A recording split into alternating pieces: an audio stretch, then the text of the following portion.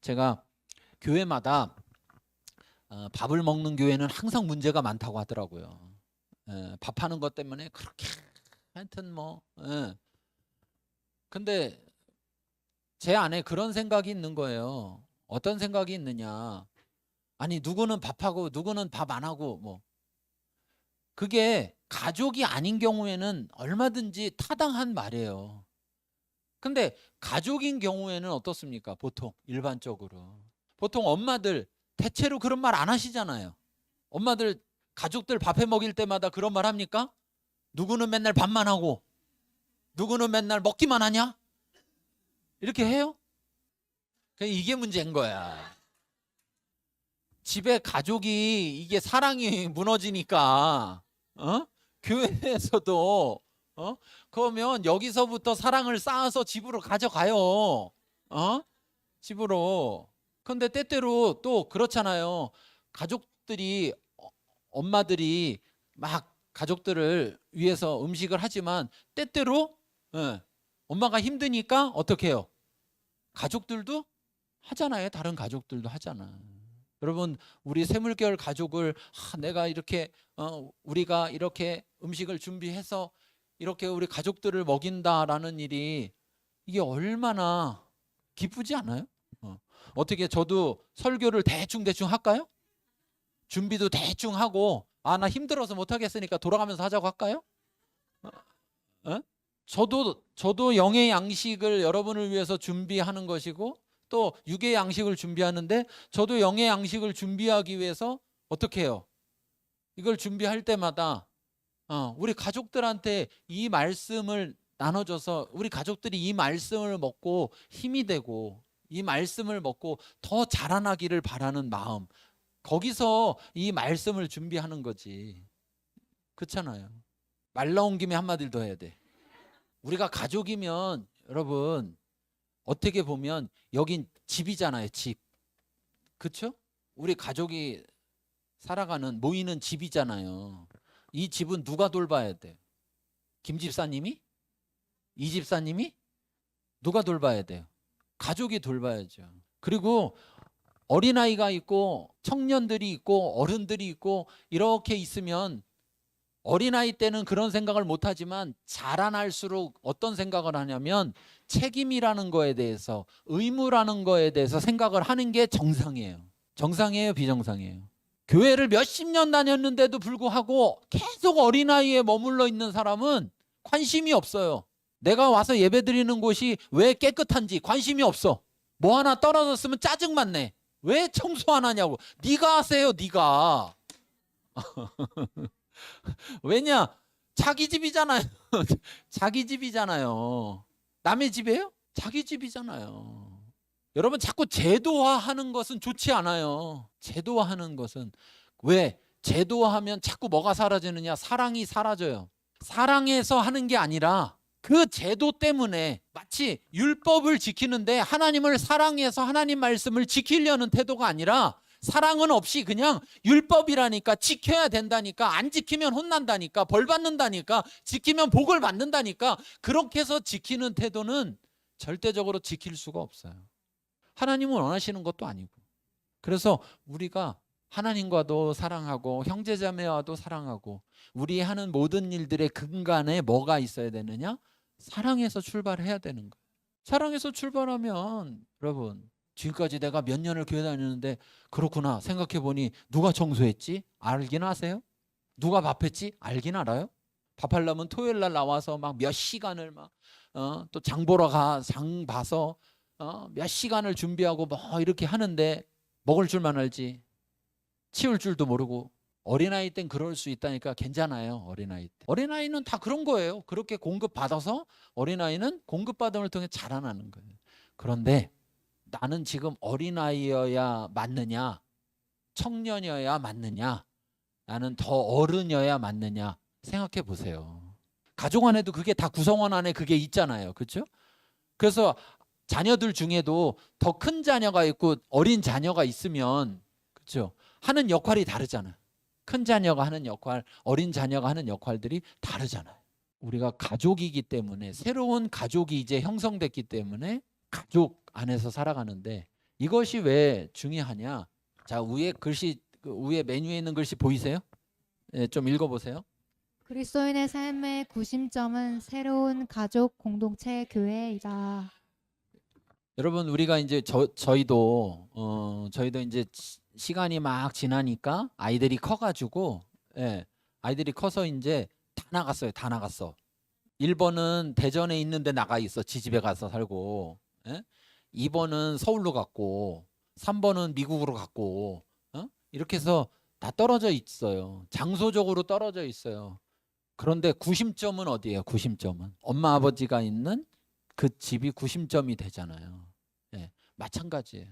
우리가 교회라는 공동체, 이 공동체가 구심점이라고요. 이 가족이기 때문에. 여러분, 이 말은 교회에 충성해라, 뭐 교회를 위해서 모든 걸 갖다 바쳐라, 이런 얘기가 절대 아니에요. 그런 얘기가. 여러분, 가족 중에 그런 가족이 어디 있어요? 가족 중에 자식들 떨어 벌어가지고 다 집에다 갖다 바쳐라 이렇게 하는 가족이 있어요? 그거 사이비나 이단들이나 하는 거잖아. 사이비 이단들은 그렇게 해가지고서는 되게 막 부자 되잖아요. 부자 돼. 그런데 일반 가족들은요, 자녀를 낳았고 자녀가 자라나면 자녀가 더 잘 성장하고 자녀가 이렇게 또 새로운 가족을 이루고 이게 계속 되어지도록 돕는 역할을 하지. 너는 어떻게든 상관없으니까 집을 키워야 된다, 이렇게 하지 않습니다. 일반적 가정은.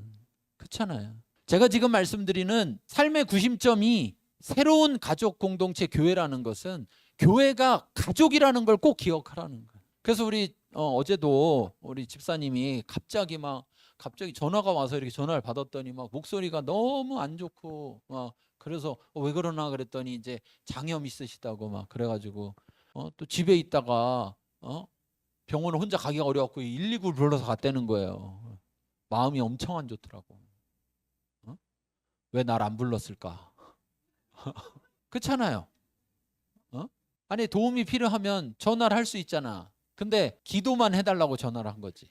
이거 되게 심각한 얘기예요, 여러분. 제가 금방 얘기하잖아요. 아니, 가족이면 도움이 필요하면 어떻게 해야 돼요? 도와달라고 그래야죠. 우린 뭐 영적인 가족이라 영적인 것만 도와주는 거예요? 사람이 뭐 영적인 거 따로 육적인 거 따로 별도예요? 아니잖아요. 아니잖아요. 뭐 토요일이고 토요일 날 저는 어디 있어요? 토요일 날만 여기 있진 않아요. 일주일 내내 여기 있어요. 항상. 근데 어쨌든 못 도와줄 수도 있지만 도와달라고 이렇게 병원에 너무 아파서 병원에 가야 되는데 지금 혼자 도저히 못 가겠다. 그러니까 좀 도와달라고 할 수 있잖아요. 전화하세요. 이제 다들 도움이 필요하시면. 그게 가족의 이게 왜 안 되느냐? 안 친한 거예요. 그만큼 안 친한 거죠.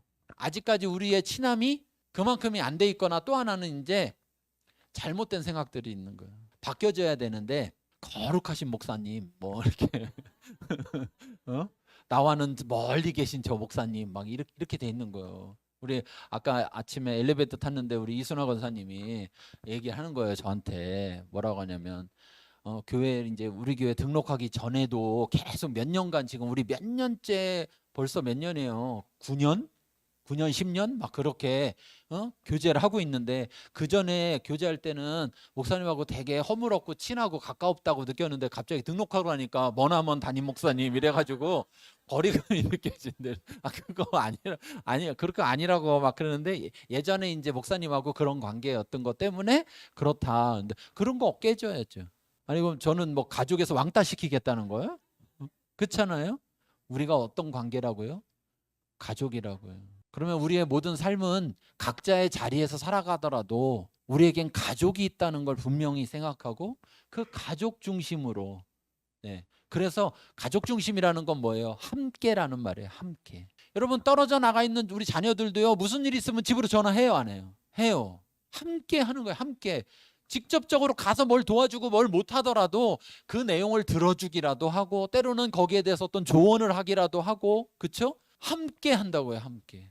우리 교회가 그런 가족이기 때문에 이제 우리의 삶이 구심점이 교회다. 교회 가족, 다시 말해서 새로운 공동체, 가족 공동체 교회다. 이걸 꼭 기억하시기 바라요. 말씀 읽을게요. 고린도에 있는 하나님의 교회 곧 그리스도 예수 안에서 거룩하여지고 성도라 부르심을 입은 자들과 또 각처에서 주의 주 곧 저희와 우리의 주 되신 예수 그리스도의 이름을 부르는 모든 자들에게. 여러분, 네. 교회는 건물이 아니에요. 교회는 이 장소가 아니에요. 교회는 바로 우리예요. 우리가 교회인 거예요. 우리가 사람이 교회인 거예요. 우리가 이제 뭐 어떤 면에서는 부르는 때에 교회 어디 있어요? 그러면 둔산동에 있어요. 이렇게 이야기하지만 거기서 말하는 그 교회라는 건 모임 장소 건물을 말하는 거지. 그렇죠? 그 교회는 어디에, 쉽게 말하면 집이 어디 있냐, 그걸 말하는 것뿐이지, 실제는 우리가 흔히 말해서 가족이 살고 있는 집 할 때 집 자체가 가족이 아니잖아요. 사람들이 가족이잖아요. 우리가 가족이에요. 그런데 구분돼 있어요. 교회만 나온다고 다 가족이 아니에요. 교회에다가 등록카드만 낸다고 다 가족이 아니에요. 여기 뭐라고 되어 있습니까? 그리스도 예수 안에서 거룩하여지고 성도라 부르심을 입은 자들이라고 말해요. 다시 말하면 나의 죄를 회개하고 예수 그리스도를 나의 주와 그리스도로 믿어서 죄 사함을 받고 새롭게 거듭난, 그렇죠? 새롭게 태어난, 그래서 죄인이었었지만 이제는 의인이라 불려지게 된 그 사람들, 그들이 교회이고 그들이 가족인 거예요. 그래서 여러분, 제가 계속해서 자꾸 얘기하는 거예요. 예수님을 영접해야 됩니다 라고 얘기하는 거예요. 그 말은 무슨 말이냐면, 새물결교회 교인일 수는 있으나 예수님을 영접하지 않으면 새물결교회 가족일 수는 없어요. 그런데 가끔 보면 가족인 척하는 사람들이 있어요. 무슨 말이냐면요, 친구랑 친하다 보면은요, 친구 집에 가서도 친구 아버지를 아버지라 부르고 친구 어머니를 어머니라 부르고, 그렇죠? 그렇게 지내는 경우 있어요, 없어요? 있어요. 그래서 어떤 때는 가족 같아요, 가족 같아.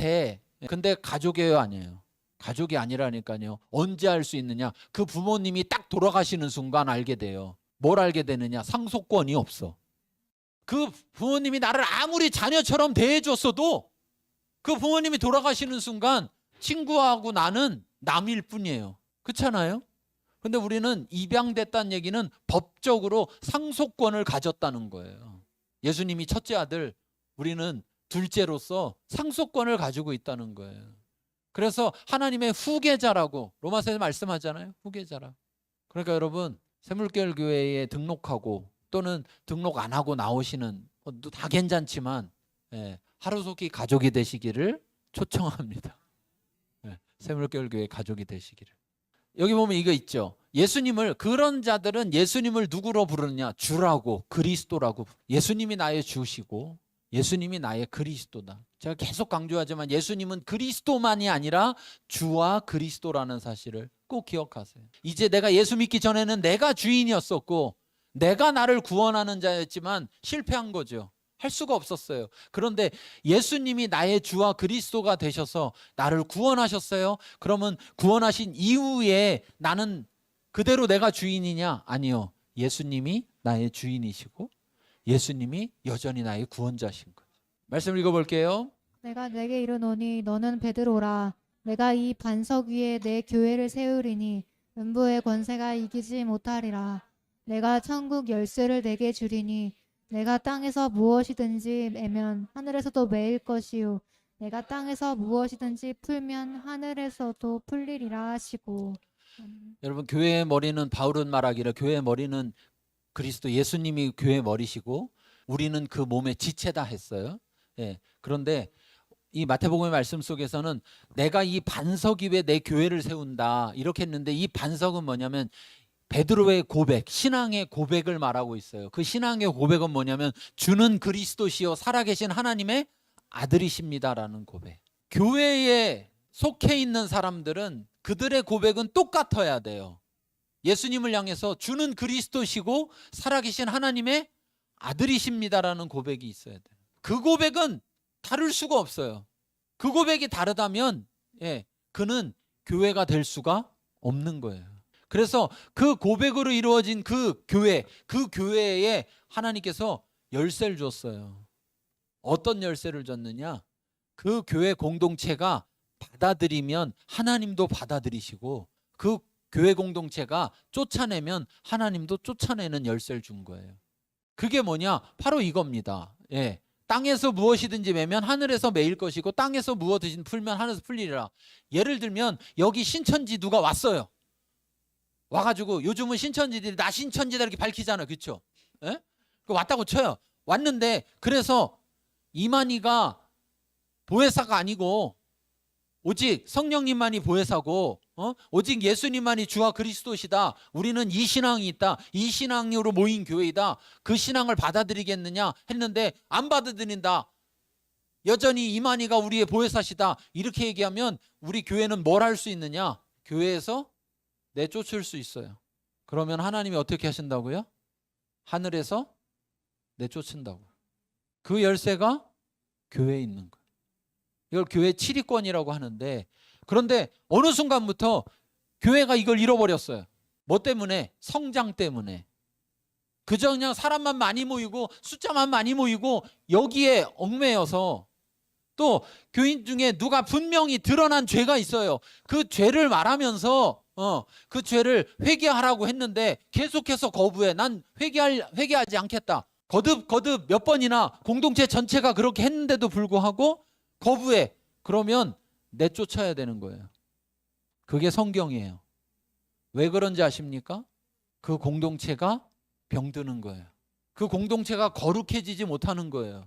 어떤 죄를 졌어도 그 죄가 알려졌어요. 그래서 그 죄에 대해서 말했을 때 회개하면 교회 공동체는 또 어떻게 해야 되느냐? 그게 어떤 죄든 용서해야 됩니다.